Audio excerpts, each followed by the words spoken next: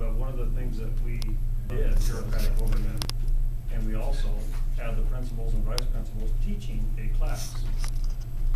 And we had a consolidation of districts, of schools within districts, so we have large districts to work within. Is that feasible, possible within the state of Oregon to combine like Lebanon and Sweet Home, for instance, into one district? And then have the principals and the vice principals at least teach one class? Well, I mean, yes, they can teach classes. I mean, half the things that could happen in schools that don't, just simply don't because of bureaucratic inertia, or people are, making six figures as an administrator and don't really want to be teaching a class.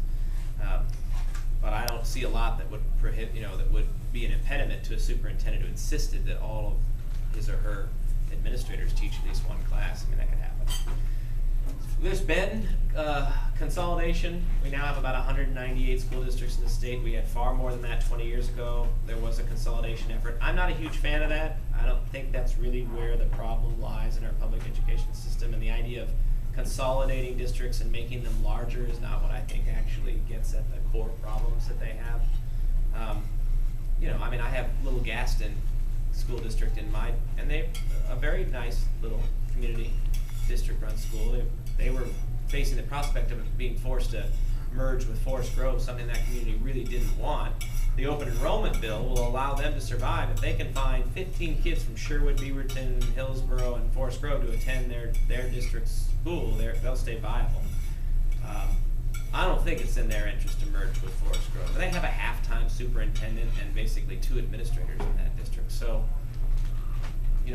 Portland is chock full of bureaucrats and administrators, and that's a giant district, right? But they have this huge pink building and a bunch of people who do who knows God knows what, right? So the merging is not the answer. People need more autonomy within the system, and we did pass a couple of bills this session to repeal 30 educational mandates in this state. No one had done that in a long time. I'm hoping we're going to do more. So they need more flexibility. They need to be held accountable for results, and then the customers need to be able to move. They need some movement within, the system, and those things will fix all those other problems. That's what we constantly deal with at the legislature, is one person's mandate. And where do all these mandates come? Nobody wants to adjust the system. They just want to figure out how they can be the commissar of the system we are running. And that's why I try to fight off educational mandates all the time, because it's not about a silver bullet. It's not this one, if only we mandate this one thing, the schools will get better. I had a very well-meaning gentleman the other day talking to me about, we need to mandate teaching the Constitution in our founding documents. And so, I get it. I'm a big fan of that, but I'm not going to vote for that mandate. Because that's not the cure.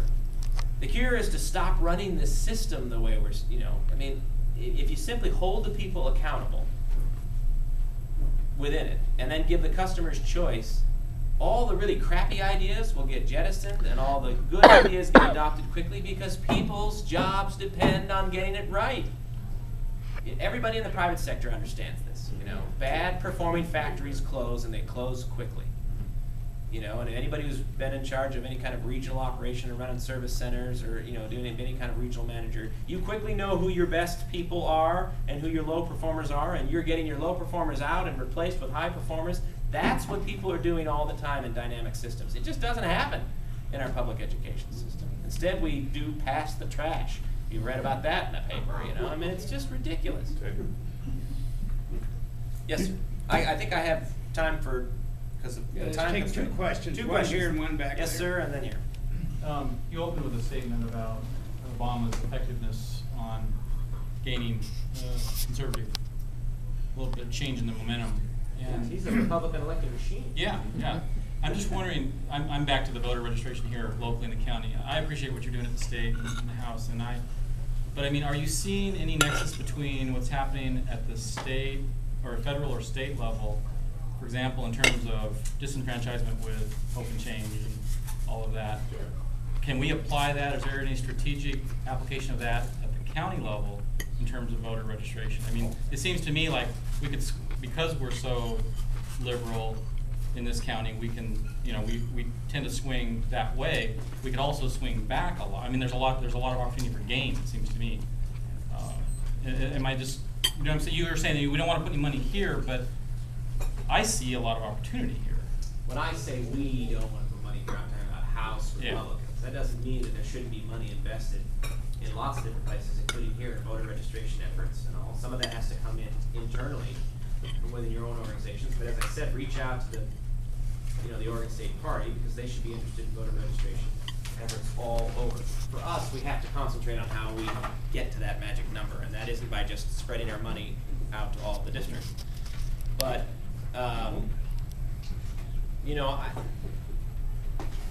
I think I've been involved in a multi-year effort in my own community of helping to get my chamber back defending the free market system and getting my city council to actually reflect the fact that it's a Republican-leaning city.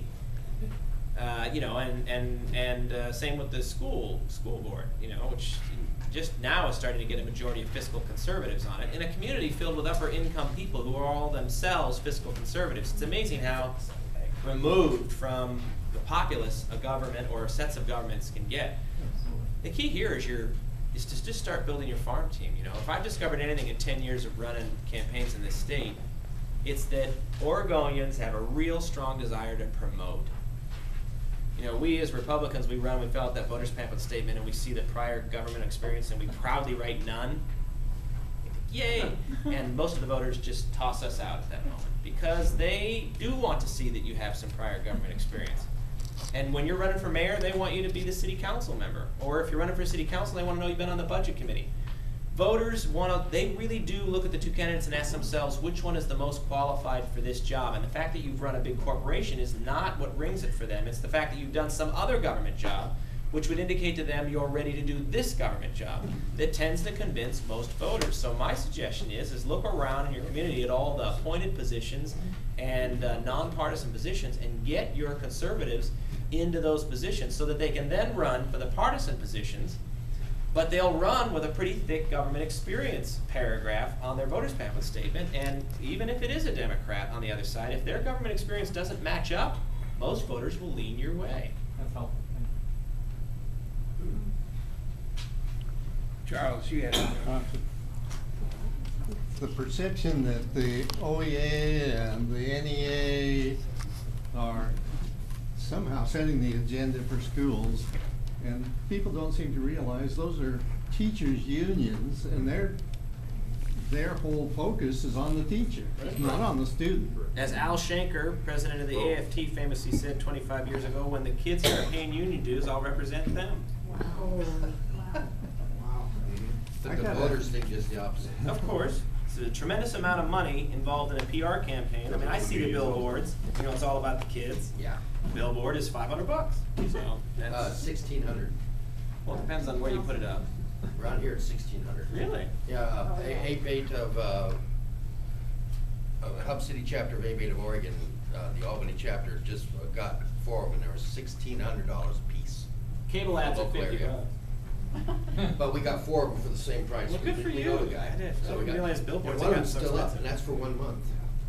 We've had them up for 6 I got this 7 in the months. mail from the Republican National Committee. Right, that's a fundraising letter. Saying that it's the 2011 Benton County campaign preparation, which seems to give the impression that they are interested in the campaign in Benton County. I'm skeptical about that. That's a fundraising letter.